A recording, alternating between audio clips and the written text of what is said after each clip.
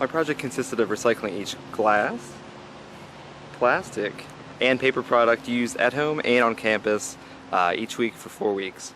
Originally I had left off aluminum, but when I realized this I also included aluminum in my project. All recyclable items were taken outside and placed in this bin designated for recycling. Each Friday, the recyclables were sorted and taken to Kite Hill Recycling Center in Clemson. And the mass of each item was also recorded and estimated based on 0.25 pounds for each paper item, 1 pound for each glass item, and 0.33 pounds for each plastic item. It was also assumed that 0.25 pounds for each aluminum item. And from that, the total mass recycled each week was also recycled and used for the data analysis. I also kept track of the number of items that were directly reused opposed to being recycled or thrown away, like this water bottle that can be filled right back up and put in the fridge without doing anything to it at all.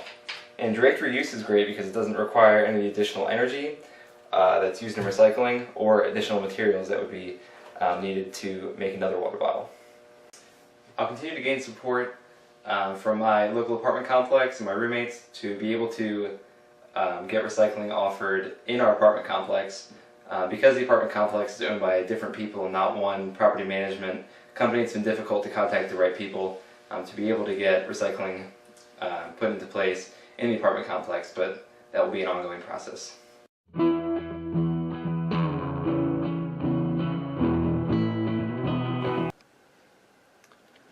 Recycling is one of the most important and simplest ways we can reduce our carbon footprint while also conserving natural resources.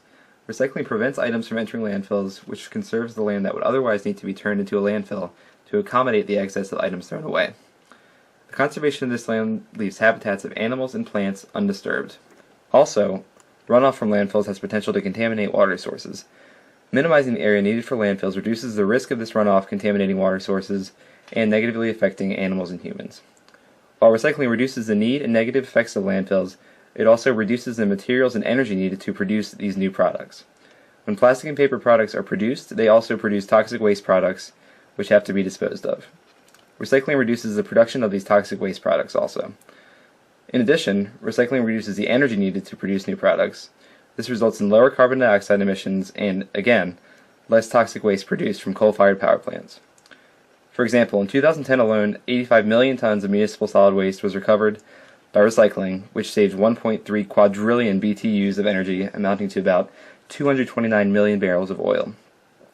Recycling reduces the amount of land needed for landfills and therefore conserves land and saves wildlife, reduces the amount of toxic waste produced from landfills and raw material generation, and reduces the need for energy needed to produce new materials and prevents carbon dioxide and power plant waste from entering the environment.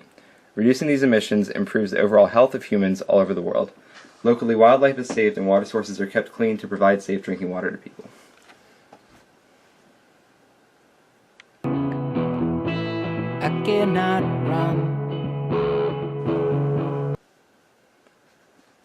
This table represents the types of items that were recycled for the 4 weeks of data.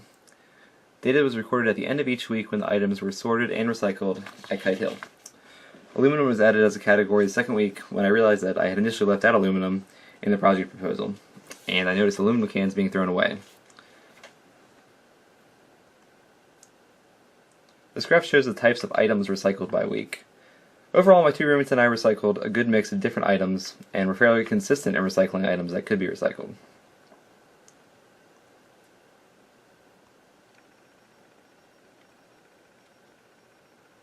This is a plot showing the improvements that were made after the first week to increase the amount of items that were being recycled. When my roommates and I got into the swing of recycling, we began to realize that more items than we originally thought could be recycled, and this led to the increase in items recycled in the second week, and that stayed fairly consistent for the last 3 weeks of the project.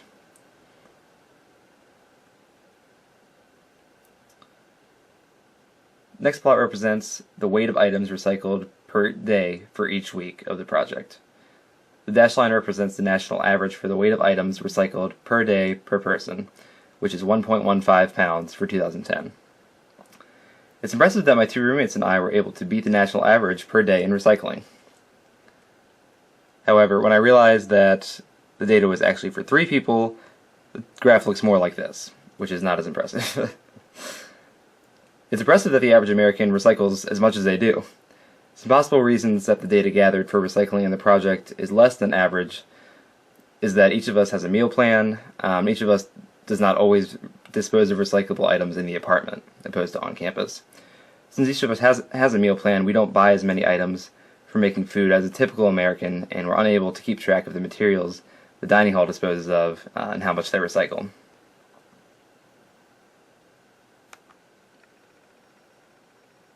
This last table represents the items that were able to be directly reused for the 4 weeks of the project. We found that it takes more forethought to directly reuse items opposed to recycling them, which is reflected by the low numbers of overall items reused over the 4 weeks. Several plastic water bottles were filled up with tap water and reused after being placed in the fridge, and several plastic shopping bags were reused as trash bags and smaller trash cans throughout our apartment. The monetary savings from reusing these items and not buying new trash bags and water bottles is less than $10 for the 4 weeks. On a larger scale, though, with a little more forethought, I hope to increase the amount of items directly reused as the year goes on.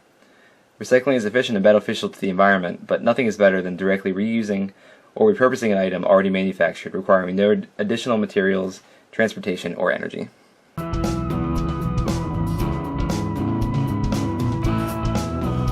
Based on the data gathered, about 6 items were recycled per person per week. Also, about 0.4 pounds were recycled per person per day. If this rate continued for 1 year, each person in my apartment would be able to prevent about 312 items from entering landfills, which amounts to approximately 146 pounds per person. For Clemson, recycling at our current rate would save 102,000 items from entering landfills each week. This number is significant to reduce the needed land area for local landfills. Also, the energy needed and emissions produced from manufacturing those items would be greatly reduced if each person in Clemson recycled at our rate. Recycling 102,000 items amounts to approximately 48,000 pounds of materials and items prevented from entering landfills every week. And that huge number is just for Clemson. We can better protect our local wildlife and water resources by just recycling. In addition, the impact of less land needed for landfills will positively affect lower class families, which oftentimes end up having to live near landfills. Decreasing land area needed for landfills is beneficial to the environment, animals, and the well-being of the people living in our local community. If every person in the world were to recycle at our rate of 0.4 pounds per person per day, about 2.8 billion pounds of materials would be prevented from entering landfills. According to the Pacific Institute, approximately 3 tons of carbon dioxide is produced for each ton of PET plastic produced. If the world were to adopt the recycling rates recorded in this project, approximately 3.5 million tons of plastic would be recycled each week, amounting to a reduction in emissions of 10.5 million tons of carbon dioxide just from recycling plastic per week. This reduction in emissions would reduce the trend of carbon dioxide emissions and help to reduce the effect of human-induced global warming. Our apartment was not very successful in directly reusing items. However, if done effectively, this practice can save individuals a significant sum of money while also reducing transportation emissions for new products and the energy input needed in recycling.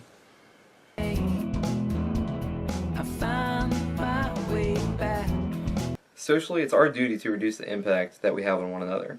Toxic waste sites, coal ash from power plants, and runoff from landfills typically affects lower-class citizens living nearby these facilities. Recycling reduces the need for the use of power and landfills, which reduces the impact on other citizens from these emissions. If we can better the lives of others from changing a simple practice in our lives, such as recycling, then it ought to be done to better the lives of others. Also, for the greater community, less waste produced from landfills and manufacturing would mean a reduction in contamination of water sources in our local community. It is a human and animal right to have access to clean water, and recycling can increase the probability that this right is carried out. Ethically, it really is a simple change to recycle.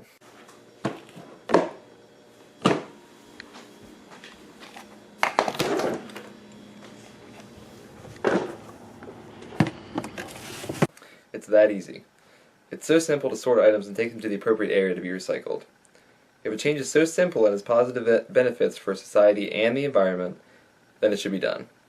It is a real possibility for Clemson alone to reduce the weight of waste entering landfills each week by 48,000 pounds, saving resources and the environment. A simple change with lasting benefits needs to have action taken upon it. Practically, as already mentioned, it's a very simple change to recycle. It requires sorting items and taking them to the appropriate location to be recycled, which in many cases is just the curb a few steps outside a person's front door. And finally, economically, it makes perfect sense to recycle. If an item is able to be reused, it saves the exact amount of money one would have to spend purchasing another, say, plastic water bottle. Or you could buy items like this that have the purpose in mind of being reused for a long time. It also saves the time and money that would have to be expelled going to buy another plastic water bottle or other item. Recycling also creates jobs for those that collect recyclables and work in sorting facilities. If sorted correctly, items like aluminum cans and things like this plastic water bottle that have redemptive values on it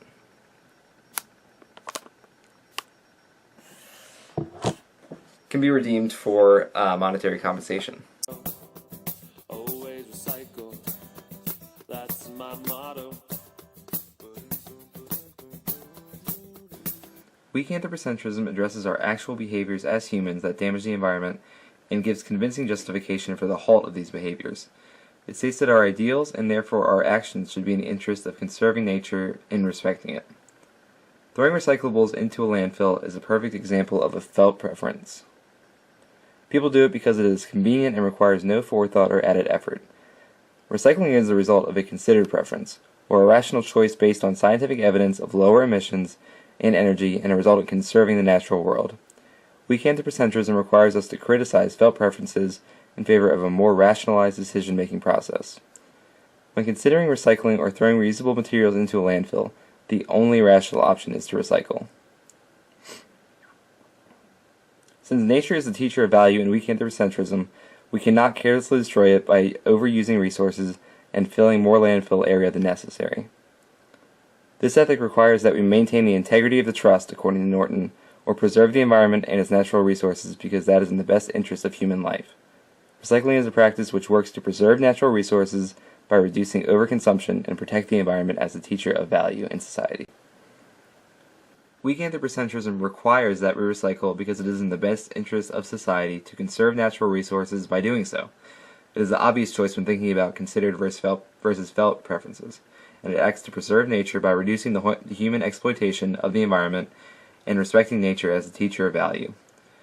This ethic directly addresses the trend of overconsumption in society, which no other ethic addresses directly. Recycling is trying to prevent just that, the misuse of resources given to us on Earth. Weak anthropocentrism focuses on our actions as a society and how we should go about making good decisions for ourselves and the environment. None of the other ethics discussed focus on our actions as a people and how to go about making these choices using considered preferences. Recycling is just that, a choice. Recycling identifies most closely with this ethic for that reason. It is a choice which is meant to preserve the integrity of our natural environment. Using a weak anthropocentric mindset and considered preferences with nature as the teacher of value, one must recycle. Ethics such as deep ecology and the land ethic may also encourage recycling, but they don't address the root of the conscious human choice to recycle or not. They may say that the environment is harmed when we don't recycle, but they do not give an answer for what should be done. Weak anthropocentrism gives us the reasons for recycling and why it is in the best interest of society. Ecofeminism is the environmental and social movement that attempts to put an end to oppressive and overpowering relationships. The relationship of man attempting to overpower nature is the main focus of this ethic. It calls for a new conceptual framework to end the ideals and motives that form this man-over-nature mentality. The absence of recycling and disregard for the practice is a perfect example of the man-over-nature mentality. Because nature is below us, there is no point in the added effort in sorting recyclable materials and getting them to the appropriate collection facility. A change in how we think about using resources and their relationship to the environment must occur. Also, ecofeminism covers the issue of environmental racism. That is, usually lower-class citizens are more affected from land use for landfills and toxic waste from reduction facilities. The economic and ideological power of wealthier people allows for the lower-class citizens to be taken advantage of by these facilities. Ecofeminism requires that this power mindset be changed to one of unity with all people and with the environment. The practice of recycling reduces area needed to build new landfills as well as reduces the waste produced from plastic and paper facilities and power plants. This benefits lower-class citizens, which often live in areas where land is less expensive and more likely to be purchased by a business to be used by a waste site or the local government as a landfill. Therefore, recycling positively impacts lower-class citizens and works to bridge the gap and end the domineering social relationship of the upper versus lower class. Not recycling continues to support the domination of the lower class by decreasing the quality of living conditions, as well as supporting the continued domination of man over the environment by using more than we need and wasting more than is necessary. Ecofeminism requires a halt to both of these domineering relationships, and therefore requires recycling as it works to do just that. Ecofeminism requires people to recycle to end the unfair relationship of man over the environment and the relationship of the upper over the lower class. No other ethic directly addresses the effects on other people from the change in environmental practice like ecofeminism does.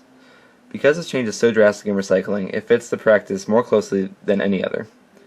Because ecofeminism requires a change in moral framework, all oppressive relationships must come to an end. This includes the relationship of man over nature, which is reduced by the responsible use of resources and recycling. It also includes the relationship of the upper over the lower class, which recycling works to stop by increasing the quality of life for lower class people. Ecofeminism certainly requires one to recycle.